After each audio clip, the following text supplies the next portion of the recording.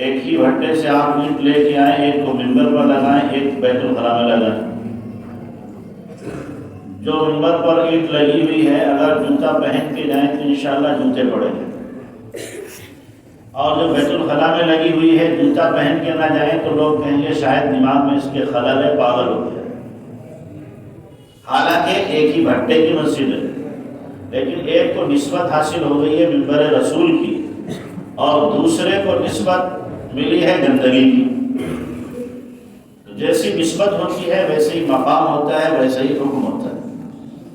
ایک کپڑا آپ گھر میں لائیں، بچے کا ٹی شرٹ بنا لیں، کرتا بنا لیں، اس میں سے تھوڑا سا بچ جائے قرآن کا جزدان بنا لیں۔ بچے کا ٹی شرٹ گھر میں کہیں بھی آپ پھینک دیں گے پڑا رہے گا، لیکن اگر اس جزدان کو آپ نے قرآن میں استعمال کر لیا کہیں بھی آپ پڑا ہوا دیکھ نہیں سکتے، کیوں؟ اس لیے کہ قرآن سے نسبت ہوتی ہے۔ اب اس کو دھو کر کے اس کا پانی نالی میں نہیں ڈالا جائے گا، اس کا پانی گملے میں ڈالا جائے گا، کیوں؟ اس لیے کہ قرآن سے اس کو تعلق حاصل ہو گیا۔ جو دفتی قرآن کے ساتھ مربوط ہوتی ہے، نتھی کر دی جاتی ہے اور اس کے ساتھ ہی رہتی ہے، اس دفتی کا حکم کیا ہے؟ قرآن کا حکم۔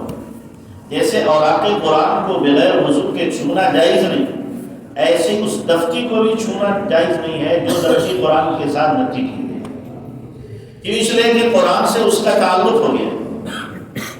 اب اسی سے آپ یہ سوچیں جس سینے کے اندر قرآن ہوگا وہ قرآن، وہ سینہ کتنا عظیم ہوگا، اس سینے کی اللہ تبارک و تعالیٰ کی یہاں کیا عظمت، کیا قدر، کیا وقار اور ویلو ہوگی۔ ہماری نگاہ میں ویلو ہو نہ ہو، لیکن اللہ کی نگاہ میں بہت ویلو ہے۔ ہم اس کو اگرچہ کیا ہے حافظ صاحب کو، قاری صاحب کو، مولوی صاحب کو معمولی سمجھتے ہیں، لیکن اللہ کی نگاہ میں معمولی نہیں ہے۔ اللہ کے نبی جناب رسول اللہ صلی اللہ علیہ وسلم نے سند دی ہے اپنی زبان سے، خیرکم من تعلم القرآن وعلمہ، کہ تم میں سب سے بہتر کون ہے جو قرآن سیکھے اور سکھائے۔ دنیا میں بہت سے کام ہیں، کوئی تجارت کر رہا وہ بھی جائز ہے، ملازمت کر رہا وہ بھی جائز ہے، زراعت کر رہا وہ بھی جائز ہے، کوئی مزدوری کر رہا ہے وہ بھی جائز ہے، لیکن افضلیت اور مقام و مرتبے کے اعتبار سے کہ جو قرآن پڑھا رہا ہے اس کا مقام اور اس کا مقابلہ کوئی نہیں کر سکتا۔ یہ سب سے اونچا مقام قرآن پڑھنے اور پڑھانے والے کا ہے، اس لیے کہ یہ کلام اللہ ہے، اللہ کا کلام۔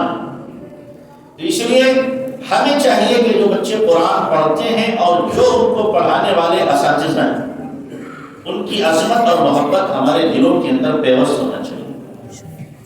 آپ اتنی محبت سے ان کو دیکھو گے اللہ تبارک و تعالیٰ آپ کو بھی نوازے گا اور آپ کی نسلوں کو بھی نوازے گا۔ بعض لوگ ایسے ہوتے ہیں کہ ہم مولویوں سے خدا واسطے کا بیر ہوتا ہے، نہ اچھا کھانا دیکھنا چاہتے ہیں اور نہ اچھا کپڑا دیکھ لیں تو بھی ان کے پیٹ میں کڑاکڑ شروع ہو جاتا ہے، درد شروع ہو جاتا ہے کہ مولوی یہ لاتے کہاں سے، ان کی تنخواہیں 8,000 10,000 بہت ہوا 12-15,000، لیکن جب دیکھو کپڑے ان کے رکالت بالکل چمکیلے ہوتے ہیں اور ہر وقت خوش و خرم رہتے ہیں، غمگین نہیں ہوتے۔ اور ہم تو جناب کما کما کے تھکے جا رہے ہیں، تب بھی کبھی ہمارے کپڑے کالے ہیں، کبھی پیلے ہیں، کبھی نیلے ہیں، ہاتھ وہ بھی ہمارے خراب ہیں، یہ مولوی ضرور کہیں نہ کہیں سے گھپلا مار رہے ہیں۔ صاف کریں، یہ سوچ بنی ہوئی ہے لوگوں کی، لیکن انہیں معلوم نہیں ہے کہ یہ قرآن کی برکت ہے اور حدیث کی برکت ہے کہ اللہ تبارک و تعالیٰ نے سکون دے رکھا ہے۔ اگرچہ دال روٹی کھانے اور ہو سکتا ہے باتوں کو فاقے بھی ہو جائے، لیکن پھر بھی کیا ہے چہرے سے معلوم ہوگا کہ ایسا لگ رہا ہے کہ ان سے زیادہ سکون سے کوئی نہیں، ان سے زیادہ اطمینان میں کوئی نہیں۔ حالانکہ کتنے ایسے ہوتے ہیں ان کے ارمان کے سینوں کے اندر گھٹ کر کے رہ جاتے ہیں، ان کے جذبات ساتھ ہی میں دفن ہو جاتے ہیں، پورے نہیں ہو پاتے۔ ان کے دل کی چاہتیں بھی ہوتی ہیں کہ اپنے بچوں کے جذبات کو اور ان کے ارمان کو پورا کیا جائے، لیکن ان کی جیب اجازت نہیں دیتی، لیکن پھر بھی مولوی کے اوپر ہی سارا نزلہ اتار دیا جاتا ہے۔ اس لیے اللہ کے واسطے قرآن سے محبت رکھو، قرآن والوں سے محبت رکھو۔ تیسرے کہ ان سے اللہ محبت کر رہا ہے۔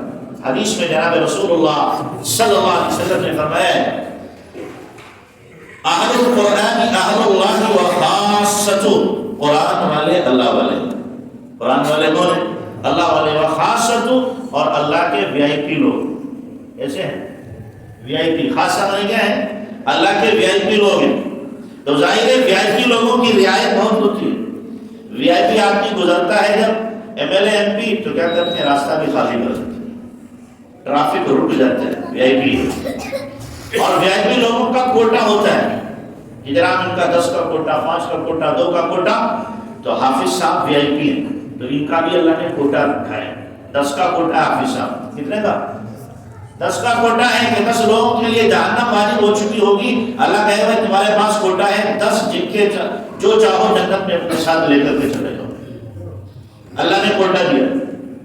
لیکن یہاں پر ایک بات یاد رکھنا، ہمارے حضرت نے بھی لکھی ہے، پڑھی ہم نے، کہ دیکھو جب بچہ حافظ ہوتا ہے تو 2 نظریے کے لوگ اس وقت ہوتے ہیں.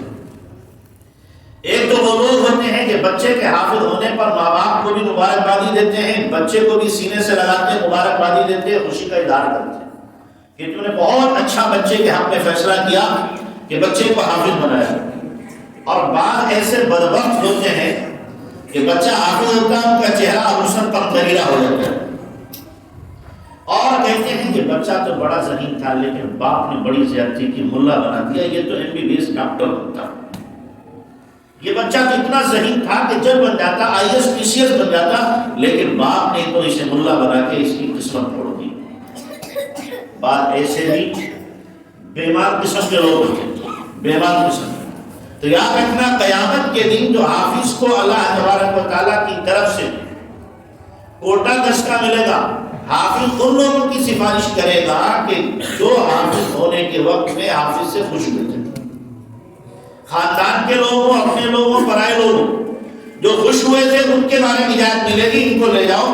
اور جنہوں نے حافظ ہونے کے بعد نہ باپ کو مبارکبادی دی، نہ گھر والوں کو دی، نہ بچے کو دی، بلکہ انہوں نے ناگواری کا اظہار کیا، یہ کتنے ہی سگے ہوں گے لیکن ان کی سفارش کی اجازت نہیں.